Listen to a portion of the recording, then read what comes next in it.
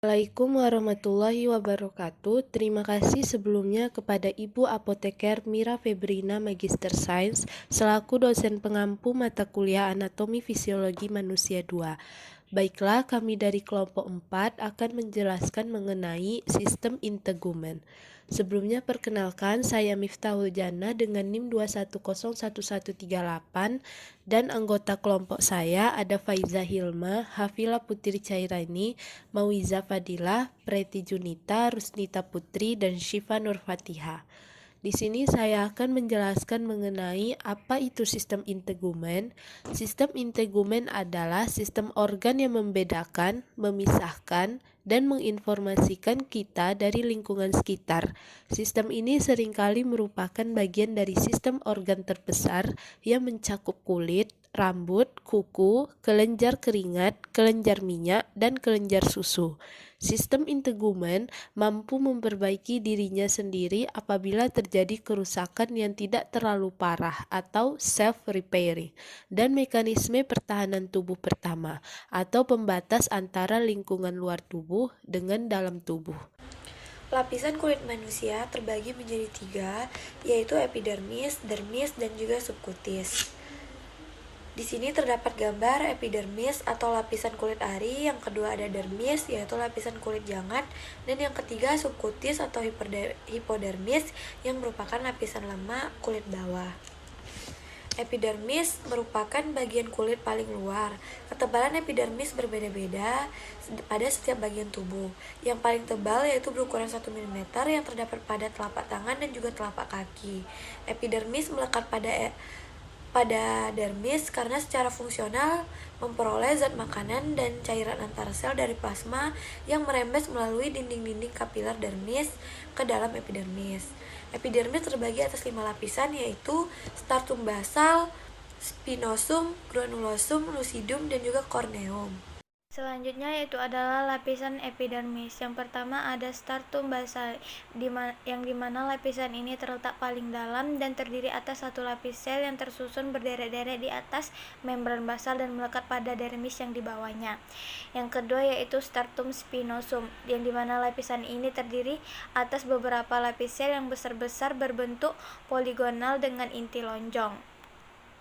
Selanjutnya yaitu ada stratum granulosum, yang dimana lapisan ini terdiri atas 2-4 lapisan sel gepeng yang mengandung banyak granula basofilik yang disebut granula keratohyalin. Selanjutnya yaitu adalah stratum lucidum, yang dimana lapisan ini dibentuk oleh 2-3 lapis sel gepeng yang tembus cahaya dan agak eosinofilik.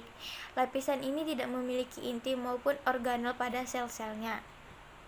Selanjutnya itu adalah stratum corneum, yang dimana lapisan ini terdiri atas banyak lapisan sel-sel mati yang berbentuk pipi dan tidak berinti, serta sitoplasmanya digantikan oleh keratin. Pada gambar dapat kita lihat bahwa lapisan yang pertama yaitu adalah stratum corneum, dan yang lapisan kedua itu ada lucidum, dan lapisan ketiga itu ada granulosum, dan lapisan keempat itu ada spinosum, dan lapisan terakhir itu adalah basal. Selanjutnya ada sel epidermis. Yang pertama ada keratinosit. Keratinosit itu merupakan sel terbanyak berasal dari ektoderm permukaan, merupakan sel epitel yang mengalami keratinisasi. Yang kedua melanosit. Melanosit ini meliputi 7-10% sel epidermis, merupakan sel kecil dengan cabang dendritrik panjang tipis dan berakhir pada keratinosit di stratum basal dan spinosum. Selanjutnya ada sel Langerhans. Sel Langerhans merupakan sel dendritrik yang bentuknya irregular, ditemukan terutama di antara keratinosit dalam stratum spinosum. Yang terakhir ada sel Merkel. Sel Merkel ini jumlah selnya yang paling sedikit, berasal dari Crista neurulus dan ditemukan pada lapisan basal kulit tebal. Baiklah, selanjutnya yaitu anatomi pada sel dermis. Yang pertama yaitu ada stratum papilaris. Lapisan ini tersusun lebih longgar, ditandai oleh adanya papila dermis yang jumlahnya itu bervariasi antara 50 sampai 250 per mm². Jumlahnya tuh terbanyak dan lebih dalam pada daerah di mana tekanan paling besar seperti pada telapak kaki. Selanjutnya yaitu ada stratum reticularis. Lapisan ini lebih tebal dan dalam. Berkas-berkas kolagen besar dan berkas-berkas kolagen kasar dan sejumlah kecil serat elastin membentuk jalinan yang padat, irregular. Pada bagian lebih dalam, jalinan lebih terbuka. Rongga-rongga di antaranya terisi oleh jaringan lemak, kelenjar keringat dan sebasea, serta folikel rambut. Serat polos juga ditemukan pada tempat-tempat tertentu seperti folikel rambut, skrotum, preputium, dan puting payudara. Selanjutnya yaitu ada anatomi sel hipodermis. Hipodermis ini berupa jaringan ikat yang lebih longgar dengan serat kolagen harus terorientasi, terutama sejajar terhadap permukaan kulit, dengan beberapa di antaranya menyatu dengan yang dari dermis. Pada daerah tertentu seperti punggung tangan, lapisan ini memungkinkan gerakan kulit di atas struktur di bawahnya. Lapisan lemak ini disebut dengan panniculus adiposus, jaringan adiposa yang biasanya terletak antara dermis dan otot-otot pada tubuh. Baiklah, selanjutnya di sini saya akan menjelaskan presentasi tentang struktur aksesoris pada kulit, yaitu pertama ada kuku. Kuku adalah bagian terminal lapisan dari tanduk stratum corneum yang menebal. Kuku melindungi bagian akhir jari dan membantu memanipulasi dan menyerap benda yang memiliki ukuran yang kecil dan digunakan untuk menggaruk. Kuku terdiri dari kuku di bagian proksimal dan badan kuku di bagian distal. Selanjutnya itu ada kelenjar kulit. Nah, kelenjar kulit itu ada pertama sebaceous glands. Sebaceous gland ini terletak di dalam dermis.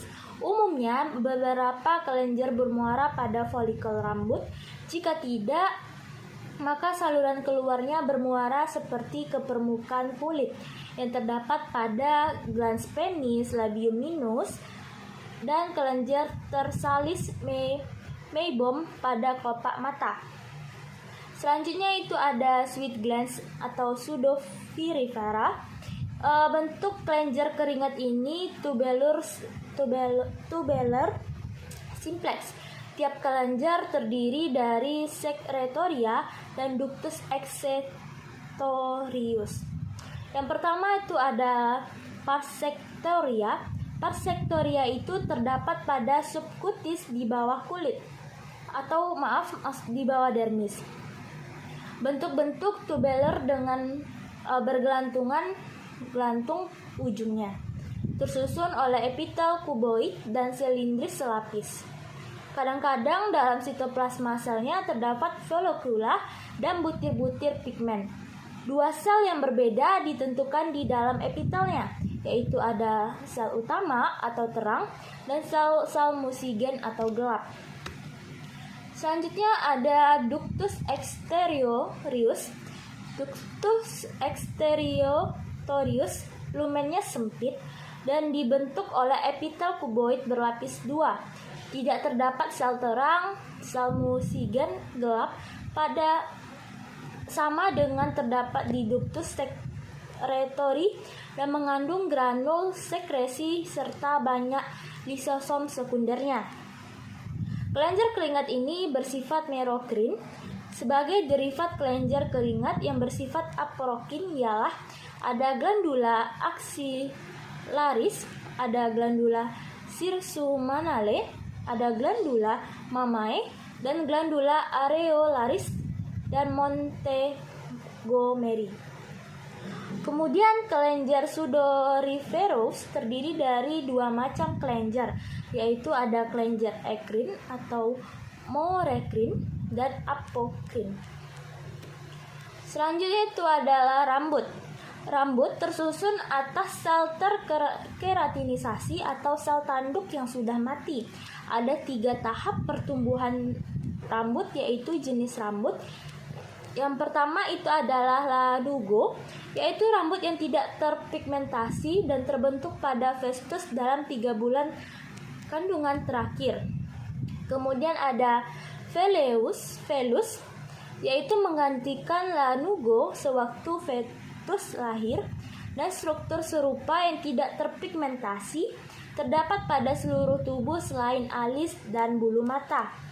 Kemudian yang ketiga adalah terminal hair, yaitu struktur tebal, pankang, kokoh dan terpigmentasi seperti conveleus dan tumbuh khusus saat puberitas. Baiklah, itu saja presentasi yang dapat saya sampaikan. Baik, terima kasih kepada moderator. Sebelumnya, perkenalkan nama saya Philip Tirkarani dengan NIM 2101128.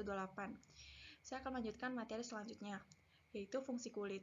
Fungsi utama kulit adalah sebagai pelindung dari berbagai macam gangguan dan rangsangan dari luar. Fungsi perlindungan ini terjadi melalui mekanisme biologis, seperti pembentukan lapisan tanduk secara terus-menerus, pembentukan pigmen melanin untuk melindungi kulit sinar radiasi ultraviolet sebagai peraba dan perasa, serta pertahanan terhadap infeksi dari luar. Selanjutnya, jenis-jenis kulit. Jenis kulit berdasarkan sudut pandang perawatan. Kulit terdiri dari 3 jenis, yaitu pertama kulit normal, kulit berminyak, dan kulit kering. Kulit normal merupakan kulit ideal yang sehat, tidak kusam dan mengkilat, serta segar dan elastis dengan minyak dan kelembapan yang cukup. Selanjutnya, kulit berminyak merupakan kulit yang mempunyai kadar minyak di permukaan kulit yang berlebihan sehingga tampak mengkilap, kotor, dan kusam. Umumnya, pori-pori kulit berminyak lebih lebar sehingga terkesan kasar dan lengket. Yang terakhir adalah kulit kering, merupakan kulit yang mempunyai lemak di permukaan kulit yang sedikit sehingga kulit menjadi tidak elastis, kaku, dan terlihat kerutan. Itu saja yang dapat saya sampaikan. Saya kembalikan kepada moderator. Baiklah, demikian tadi penjelasan mengenai sistem integumen dari kelompok kami. Apabila ada kekurangan mohon dimaafkan. Sekian dari kami. Wassalamualaikum warahmatullahi wabarakatuh.